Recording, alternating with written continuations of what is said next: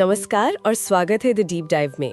आज हम गूगल की दो नई बहुत ही दिलचस्प आर्टिफिशियल इंटेलिजेंस मतलब एआई सुविधाओं पर बात करने वाले हैं। जी। हमारे पास TechCrunch, Axios, Digital Trends और सर्च इंजन लैंड जैसे स्रोतों से कुछ ताज़ा जानकारी है। हाँ, काफी अच्छे सोर्सेज हैं। हमारा मकसद ये समझना है कि ये नई एआई चीजें हमारे ऑनलाइन शॉपिंग और वेब सर्च के अनुभव को कैसे बदल रहे हैं। तो चलिए जरा गहराई से देखते हैं कि ये तकनीकी विकास क्या है। बिल्कुल। तो पहली बड़ी घोषणा वो वर्चुअल ट्राई ऑन वाली। सुना है इसमें अब हम अपनी तस्वीरें इस्तेमाल कर सकते हैं। हाँ बिल्कुल, ये पिछले साल के मुकाबले आप कह सकते हैं एक बड़ा अपग्रेड है। 2023 में ये फीचर सिर्फ कुछ चुने हुए मॉडलों पर कपड़े दिखाता था। हाँ, मुझे याद है। लेकिन अब कोई भी अपनी पूरी लंबाई वाली तस्वीर अपलोड कर सकता है और देख सकता है कि कोई कपड़ा मतलब उन पर कैसा दिखेगा। अरे वाह, अपनी ही तस्वीर पर कपड़े ट्राई करना, ये तो ऑनलाइन शॉपिंग का पूरा एक्सपीरियंस ही बदल सकता है।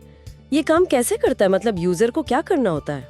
बहुत आसान है। आप किसी प्रोडक्ट लिस्टिंग पर जाते हैं, वहाँ एक इसे पहन कर देखें या ट्राई इट ऑन आइकन होता है। ओके। उस पर टैप करें, अपनी फोटो अपलोड करें और फिर एआई आपकी तस्वीरें बना देगा जिनमें आप वही आइटम पहने हुए दिखेंगे। कमाल है, ये तो बहुत ही बढ़िया है। हाँ, और इसकी जो खास बात है वो ये कि गूगल का एआई मॉडल वो इंसान के शरीर और कपड़े की बारीकियों को समझता है। अच्छा, मतलब कैसे? मतलब जैसे अलग अलग मटेरियल होते हैं, वो अलग अलग बॉडी टाइप पर कैसे फिट होंगे, कहाँ मुड़ेंगे, कहाँ खींचेंगे या लिपटेंगे, ये उन सब चीजों का ध्यान रखता है। तो ये ऑनलाइन शॉपिंग की जो एक बहुत बड़ी चिंता होती है ना कि फिट कैसा आएगा, दिखेगा कैसा, उसको ये काफी हद तक कम कर देता है। हाँ, ये फिट वाली समस्या तो मतलब सबसे बड़ी रुकावटों में से एक रही है हमेशा से ऑनलाइन कपड़े खरीदने में। तो ये तकनीक सीधे उसी को टारगेट कर रही है। खरीदारी का अनुभव तो ज्यादा रियल हो रहा है। बिल्कुल। अब अगर हम बात करें जानकारी खोजने की, तो गूगल वहाँ भी एआई ला रहा है ना? ये वेब गाइड क्या चीज है? हाँ, ये एक और एक्सपेरिमेंटल फीचर है, अभी सर्च लैब्स में उपलब्ध है। ये गूगल के जेमिनी एआई का इस्तेमाल करता है। ओके, जेमिनी जी, जो गूगल का काफी पावरफुल एआई मॉडल है। ये क्या करता है कि सर्च रिजल्ट्स को अलग अलग टॉपिक या कैटेगरीज में ग्रुप कर देता है। अच्छा, मतलब सिर्फ लिंक्स की एक लंबी लिस्ट नहीं, अब उसे सॉर्ट करके देगा। हाँ, सही कहा। खासकर जब आप कोई खुला सवाल पूछते हैं, जैसे मान लीजिए जापान में अकेले कैसे ट्रैवल करें, तो ये रिजल्ट्स को ऐसे बांट देगा जैसे एक तरफ बड़े गाइड, फिर सेफ्टी टिप्स, फिर लोगों के पर्सनल अनुभव, इस तरह की कैटेगरीज में। अच्छा, ये तो काफी उपयोगी लग रहा है। जी, ये सिर्फ रिजल्ट्स को ऑर्गेनाइज नहीं करता, बल्कि ये गूगल की स्ट्रैटेजी में भी एक बदलाव दिखाता है। वो कैसे कॉम्प्लेक्स सवालों के जवाब देने के लिए ट्रेडिशनल लिंक लिस्ट से आगे बढ़ रहा है। दिलचस्प है। और ये भी सुना है कि ये क्वेरी फैन आउट तकनीक इस्तेमाल करता है।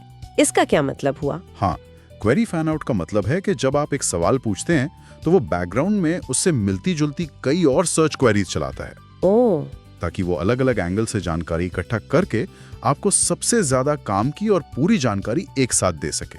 समझ गया, बहुत स्मार्ट। अच्छा, खरीदारी पे वापस आते हैं।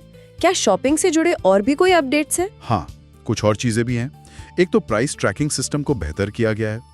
अब आप अपने पसंदीदा साइज, रंग के लिए अलर्ट सेट कर सकते हैं और ये भी बता सकते हैं कि मैक्सिमम कितना प्राइस आप देना चाहेंगे। अच्छा, ये तो काम की चीज है। और इस साल शायद पतझड़ में एक विजुअल इंस्पिरेशन फीचर भी आने वाला है।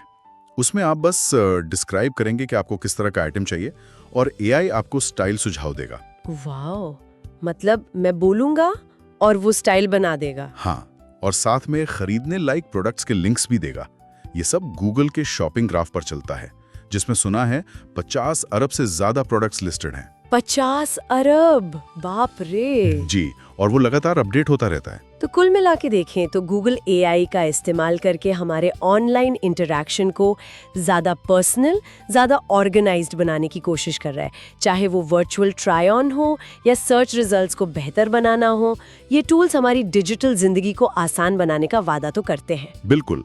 और यहाँ एक सोचने वाली बात ये भी उभरती है कि जैसे जैसे एआई हमारी ऑनलाइन दुनिया में इतना गहरा इंटीग्रेट होता जा रहा है, हमें अपने पर्सनल डेटा और हमारी डिजिटल पहचान के बीच वो लाइन, वो संतुलन कहाँ बनाना चाहिए, ये बड़ा सवाल है। सही कहा, ये सोचने वाली बात है। सुनने के लिए धन्यवाद।